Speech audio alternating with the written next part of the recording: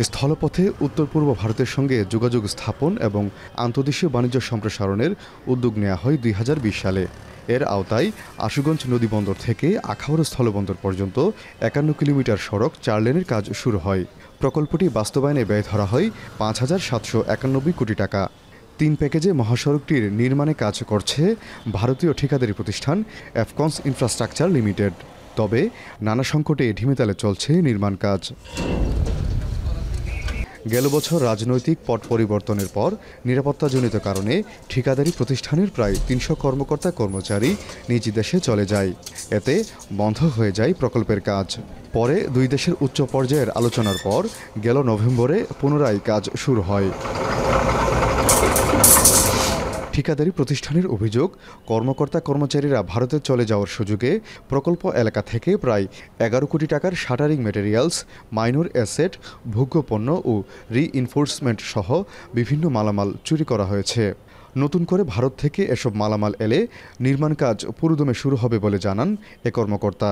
All together 11 কোটি total মালামাল গেছে।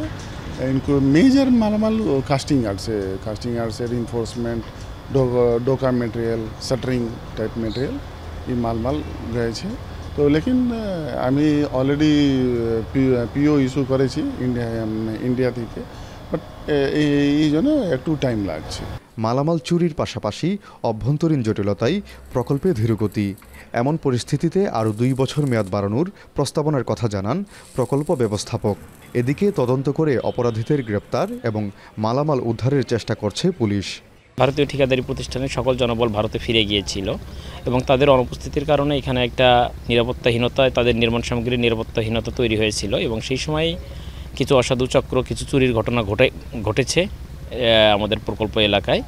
তো পরবর্তীতে তারা অক্টোবর মাসে ফিরে এসে তাদের চুরির ঘটনাগুলো অ্যাসেসমেন্ট করে তারা পুলিশ বিভাগের কাছে একটা অভিযোগ দায়ের করেছে। অভিযোগের প্রেক্ষিতে আমাদের সদর থানায় গত ৪ মে একটি মামলা রুজু হয়েছে। মামলাটি এখন তদন্তাধীন আছে এবং তদন্তের অংশ হিসেবে আমরা সব বিষয় মাথায় রেখেই কাজ করব এবং কী মালামাল তাদের এখান থেকে চুরি হয়েছে সেগুলো উদ্ধারের চেষ্টা সহ এর সাথে যারা জড়িত সেই বিষয়গুলো নিয়ে আমরা কাজ করব।